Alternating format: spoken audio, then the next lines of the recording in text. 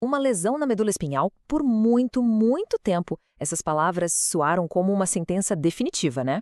Mas e se a ciência estivesse bem na beira de reescrever essa história? Vamos entender como isso pode estar se tornando possível.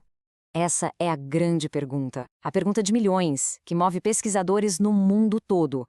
E, olha, embora a resposta tenha sido bem desanimadora por décadas, o novo e importante vislumbre de esperança parece estar surgindo no horizonte. A realidade, até hoje, é bem dura.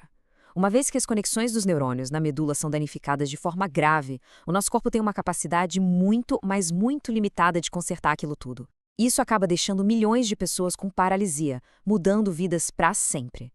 Mas é exatamente aqui que a nossa análise de hoje começa.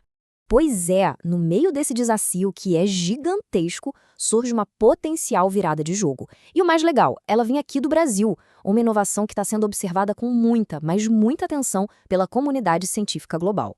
O nome por trás dessa esperança toda é polilaminina. E não se trata de uma pílula ou de uma terapia convencional. É um biofármaco, ou seja, uma substância projetada com um propósito muito, muito específico: reconstruir o que foi quebrado no nível mais fundamental do nosso sistema nervoso. A origem da polilaminina é fascinante. Sabe de onde ela vem? De uma proteína que o nosso próprio corpo já produz, a laminina. O desenvolvimento é todo brasileiro, fruto de uma parceria incrível entre a UFRJ, a Universidade Federal do Rio de Janeiro, e o laboratório Cristália. E a aplicação dela é de uma precisão cirúrgica, uma injeção direto no local da lesão. Tá, mas como exatamente essa substância consegue fazer aquilo que o corpo sozinho não consegue? A chave para entender isso está numa analogia muito poderosa, a de um andaime biológico. E essa frase ilustra o mecanismo de um jeito brilhante. A ideia aqui não é forçar um crescimento, sabe? É mais como criar o ambiente perfeito para que a regeneração natural possa acontecer. A polilaminamina basicamente oferece um caminho, um mapa, para os neurônios se encontrarem de novo. Vamos detalhar um pouco esse processo. Primeiro, o trauma acontece e corta a comunicação, rompendo os axônios. Logo depois, a polilaminina é injetada bem ali.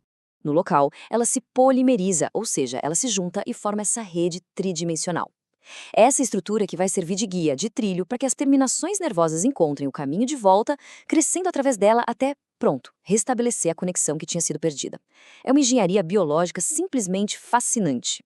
E o objetivo final de todo esse processo super complexo é, na verdade, surpreendentemente simples e, ao mesmo tempo, profundo. É devolver a capacidade de se mover, de sentir. Para pessoas com tetraplegia ou paraplegia, isso significa a chance de recuperar a autonomia, a qualidade de vida. Certo, a teoria é impressionante, não é? Mas e na prática? O que os primeiros estudos nos mostram? Vamos dar uma olhada nos resultados, que são, para dizer o mínimo, bem animadores. Para a gente entender o tamanho do impacto, precisamos de um ponto de comparação. Em casos de lesões medulares graves, a chance de uma recuperação de movimentos por conta própria de forma espontânea é historicamente muito, muito baixa. O que os estudos piloto com a poliaminina indicam é um cenário drasticamente diferente. Então, o ponto crucial é este. Enquanto a taxa de recuperação esperada sem essa intervenção fica ali na casa dos 15%, os estudos iniciais com a polilaminina mostraram uma taxa de recuperação motora de 75%. A diferença é gritante e aponta para um potencial terapêutico enorme. E para a gente traduzir essa porcentagem em vidas reais, em um dos grupos de estudo de 8 pacientes com lesões graves, 6 deles recuperaram movimentos. 6 de 8. Isso transforma a estatística em uma realidade humana muito mais tangível. Com resultados tão promissores assim, a tentação é grande de já declarar vitória, né? Mas a ciência exige um caminho rigoroso. Vamos ver agora quais são as próximas etapas e o que é preciso para que essa esperança se torne um tratamento amplamente disponível para as pessoas. Este aqui é o cronograma. A Anvisa já autorizou o início dos testes de fase 1 em humanos, que servem para validar, antes de mais nada, a segurança do fármaco. Se tudo correr bem, o caminho para uma aprovação final e registro pode nos levar até o final da década. É um processo longo, mas absolutamente essencial. E é fundamental ter clareza sobre alguns pontos. A polilamina ainda é experimental, não é uma cura confirmada e precisa de estudos muito maiores. Ela não está à venda e seu uso hoje acontece só em caráter experimental ou por decisões judiciais, em casos especiais. E um último ponto que é crucial: a janela de tempo. A aplicação precisa ocorrer logo após a lesão, em até 72 horas, para ter a máxima eficácia. E assim, a gente termina com uma reflexão.